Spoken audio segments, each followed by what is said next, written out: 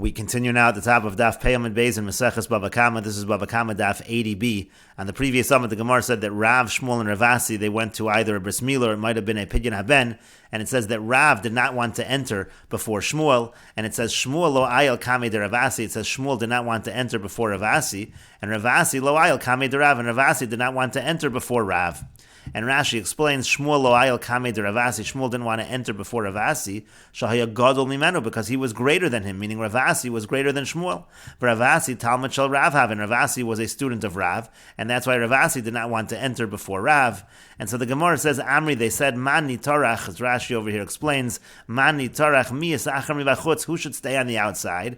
V'yavo achron yechidi, and he should come in at the end alone. Who's that person who should come in last?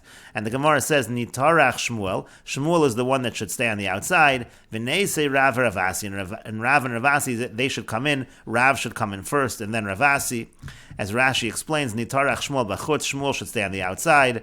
V'yavo Rav Ravasi, and Ravasi, they should enter first. Rav, he should come in first. Rav should come in first. V'achar kach talmido, and then afterwards his student Ravasi should come in.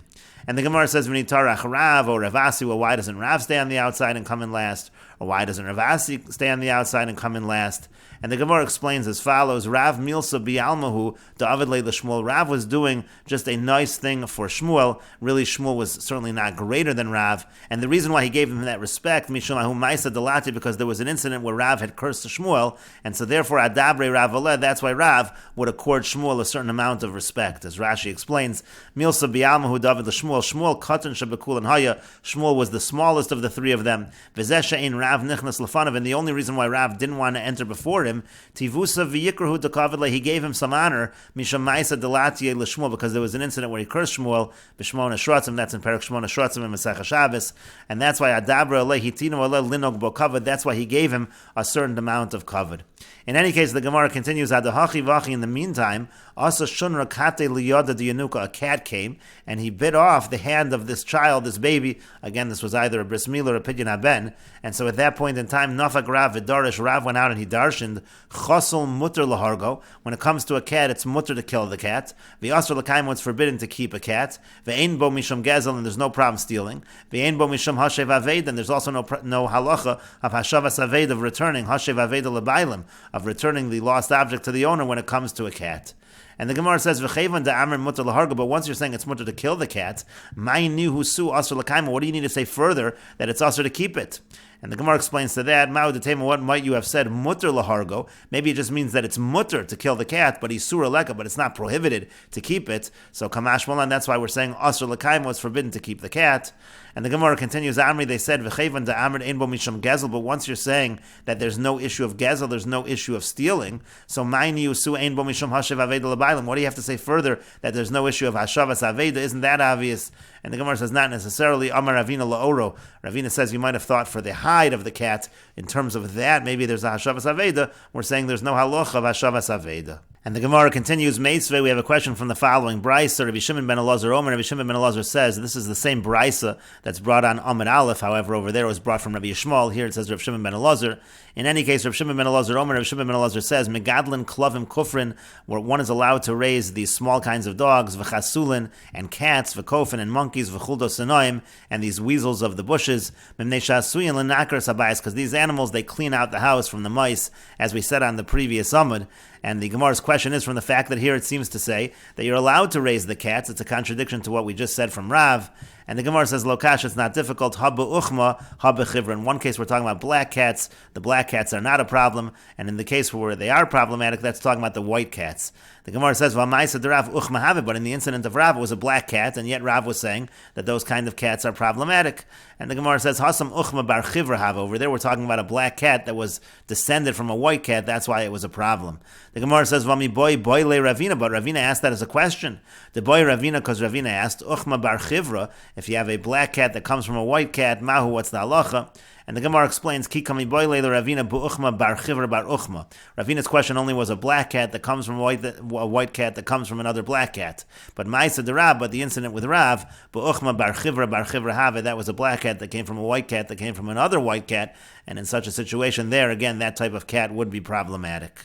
And the Gemara continues, Amar Rabbi Acha bar Papa Mishum Rabbi Abba bar Papa Mishum Rabbi Ada bar Papa. Rabbi Acha bar Papa says in the name of Rabbi Abba bar Papa, who says in the name of Rabbi Ada bar Papa. V'yamri, some have the version as follows: Amar Rabbi Abba bar Papa Mishum Rabbi Chia bar Papa Mishum Rabbi Acha bar Papa. The Rabbi Abba bar Papa says in the name of Rabbi Chia bar Papa, in the name of Rabbi Acha bar Papa. V'yamri, some have the version as follows: Amar Rabbi Abba bar Papa Mishum Rabbi Acha bar Papa Mishum Rabbi Chanina bar Papa. Rabbi Abba bar Papa says in the name of Rabbi Acha bar Papa, and the name of Rabbi Chanina bar Papa as follows: Masriyan al hachichuch b'Shabbos. We sound the alarms on the chichuch. That refers to sores or boils. If you have a plague of boils that comes, we sound the alarm even on Shabbos. V'deles hanineles lo b'meherati patach. And if a door closes, it won't open quickly, which the Gemara will explain. V'halokech bayis be'Eretz Yisrael. And if somebody buys a house in Eretz Yisrael, kosvin olav ono afila b'Shabbos, one can write the document of sale even on Shabbos. And the Gemara will discuss this as well. And the Gemara says, Meisvei, we have a question from the following brisa.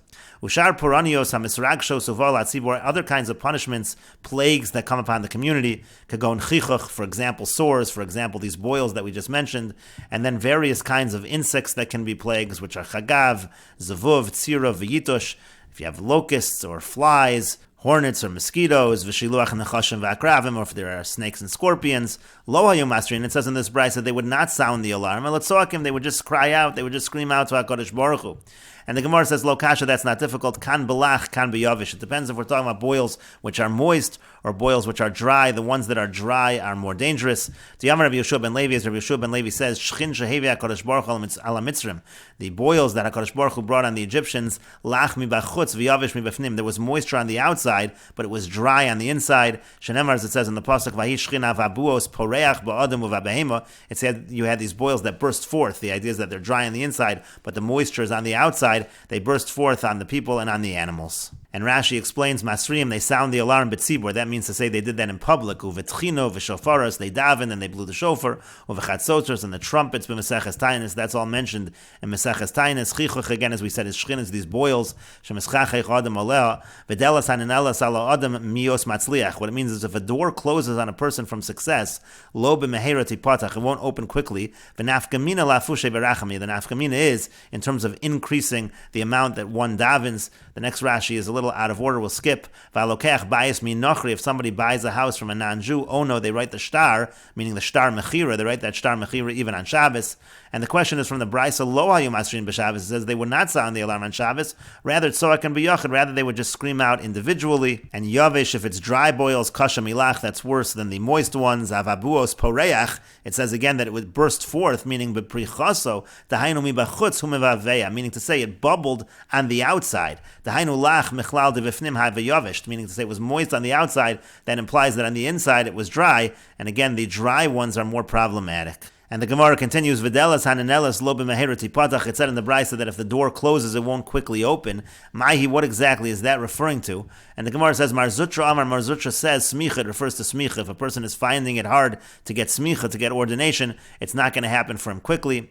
Rav Ashi Amar, Rav Ashi says, Kol hamarian lo, that anyone that, again, this bad thing happens, they're not finding success, lo b'mehera mitivin lo. It's not going to be quick that it will be successful. Rav Achami Difti Amar, but Rav Achami Difti, he takes it a step further and he says, Liolamein mitivin lo. It's never going to be good for him. He'll never find the success. But the Gemara says, Veloi, that's not really true. Rav Achami Difti milsa denafshi hudam. Rav Achami Difti was just speaking from something that happened to him in his own experience. As Rashi explains, milsa denafshi Babba Basra ba'ashutfin. This is in Babba Basra, the imnua laosve beresha, that they had appointed him that he would be the head, that he would be the Rosh Yeshiva, velo istaya milsa, but then it didn't happen, and so that's what he was referring to. And the Gemara continues, V'halokeach bayis be'Eretz Yisrael. If somebody buys a house in Eretz Yisrael, kosvin olav ono afilu b'Shabbos, it said we can write the document of sale even on Shabbos. And the Gemara says, b'Shabbos al kadaitach, you really think you can write it even on Shabbos? Ella, rather, the Gemara says, Kedama Rava, it's like Rava says. Kedama Rava Hasam, like Rava said over there in a different context. He said, Omer lenachri v'yosa. One can say to a non-Jew to do it. Hachanami here also talking about writing of the shtar, Omer lenachri v'yosa. It doesn't mean that you yourself write the shtar. It means one can tell a non-Jew to write it. V'yafagav da'amir lenachri shavusi, even though telling a non-Jew to do malach on Shabbos is a shavus, it is something that is prohibited on a derabanan level. Mishum yishav Eretz Yisrael lo gazru be'rabanan. But in order to settle Eretz Yisrael, again, this is being purchased from a non-Jew, so it's settling Eretz Yisrael. So therefore, the Rabbanan didn't make such a decree, and they allowed, again, the Amirul Nachri. And the Gemara continues, Amar Rabbi Shmuel bar Nachmani, Amar Rabbi Yonasan. Rabbi Shmuel bar Nachmani says that Rabbi Yonasan says, Halokeach ir be'Eretz Yisrael kofano so likach laderech me'arba ruchoseh. If somebody buys a city in Eretz Yisrael, we force him to buy pathways to that city from all four directions, mishum yishav Eretz Yisrael, in order to properly settle Eretz Yisrael. And the Gemara continues that the two dots, Tanu Rabban and the rabbis taught, Asara to Noin Hisna Yoshua. Yoshua made 10 conditions, and we will continue with this discussion in the next video on Daf Pei Aleph Amud Aleph.